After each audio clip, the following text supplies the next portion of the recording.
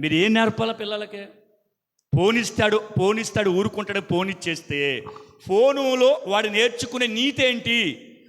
Phone ద్వారా నువ్వేం నేర్చుకున్నావు చెప్పు. నువ్వేం నేర్చుకున్నావు? వాళ్ళకి ఏం నేర్పుతున్నావు? అరే బైబిల్ అవ్వచ్చుగలగా, వద్దంటాడా? పర్వాలేదు, ఒకటికి 2 సార్లు అయితే ఆడే చూసుకుంటాడు. తినగా వేపాకు తీయగా ఉంటుంది అన్నారు కదా పెద్దలు.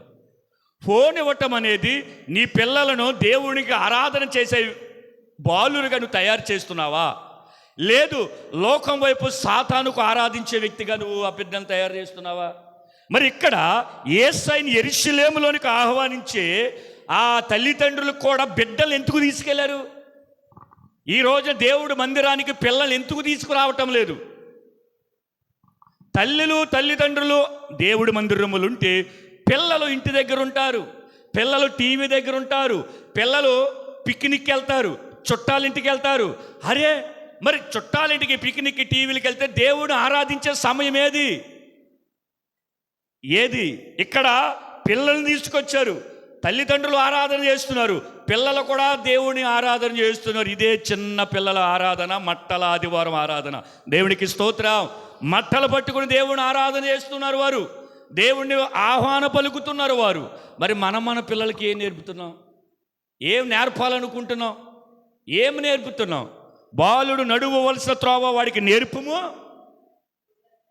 సామెతలు 22:6 ఉంటుంది అనుకుంటా. పెద్దవాడైన తర్వాత వాడు తప్పిపోడంట. బాలుడు నడువవలసిన త్రోవ వాడికి ఎప్పుడు నేర్పాలి? చిన్నప్పుడు నేర్పితే పెద్దోడైతే తప్పిపోడు ఉంది బైబిల్లో. అవునా? పెద్దోడైకి నేర్పమని ఉందా? మొక్కే వంగనది మోడే వంగునా అంటే చిన్నప్పటి నుంచే పదే నీ బిడ్డలకు వాక్యము చెప్పు, దైవ సన్నిధికి తీసుకురా. వాడు రాకపోతే కొట్టని సరి తీసుకురా. వాడు మాట వినకపోతే ఏదో ఒకటి వాడిని దేవుడి సన్నిధిలో కూర్చుండబెట్టాలి. ఏడ్చాడని వదిలేసి, ఏడ్చాడని ఫోన్ ఇచ్చేసి, ఏడ్చాడని చెప్పేసి ఏంటి వాడి స్వేచ్ఛానుసారంగా వదిలేస్తే రేపొద్దున వాడి జీవితాన్ని పాడు చేసింది ఎవరంటే తల్లిదండ్రులే.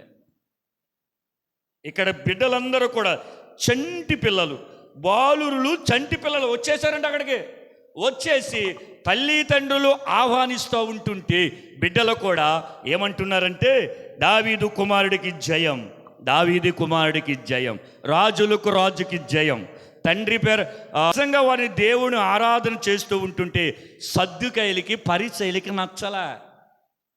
ఆపండి, నేను అంటాను, నీ బిడ్డలతో కుటుంబముతో కనుక వచ్చి దేవుడి సన్నిధిలో కనుక ఆరాధిస్తే అపవాదైన సాతానికి ఇష్టం ఉండదు. ఉంటుందా? వాడు ఆటంకపరిచినప్పుడు చెప్పాలి, నా మీద నా కుటుంబం మీద నీకు అధికారం లేదని చెప్పాలి. దేవునికి స్తోత్రం. నేర్పుతున్నామా? మీరు గమనించండి, చాలా క్రైస్తవ కుటుంబాలలో చాలామంది కూడా పిల్లల పరిస్థితి ఇలాగే ఉంది. నేను చూశాను. ఏడవగానే ఫోన్ ఇచ్చేస్తారు. నిజంగా ఫోన్ పిల్లల చేతులు చూసినప్పుడు నాకు ఎంత కంప్రమైజ్ తెలుసా వాళ్ళు. పిల్లల చేతిలో ఫోన్ ఉంటే దేనికి వాడితే బైబిల్ చదువుతారా? వాళ్ళు ఏయేయో చూచేస్తూ ఉంటారు. పోనీ చిన్నపిల్లలు పాపం ఏం చూస్తారు, మంచిగా చూస్తారు. కానీ నేను అన్నది ఏంటంటే ఆ ఫోన్కి ఎడిట్ అయిపోయి మందిరానికి రారు. బైబిల్ అంటే తెలియదు, ఫోను బైబిల్ పక్కన ఉంటుంది కానీ బైబిల్ కాకుండా ఫోనే తీసుకుంటే కారణం దానికి ఎడిట్ అయిపోయారు.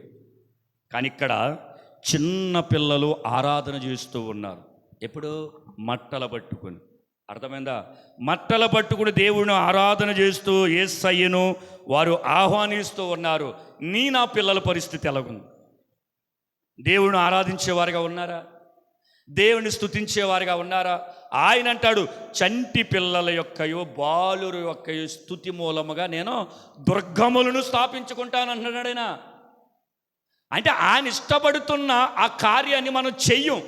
మన పిల్లల ద్వారా ఆయన గణపరచాలనుకుంటుంటే మన పిల్లల్ని లోకాధికారం సాతాను గణపరిచే బిడ్డలుగా మనం ఉంచేస్తున్నాం. మనమే మన పిల్లలని మనకు తెలియకుండానే దేవుడి వాక్యానికి దూరంగా పెంచేస్తున్నాము. ఇవ్వకూడదు.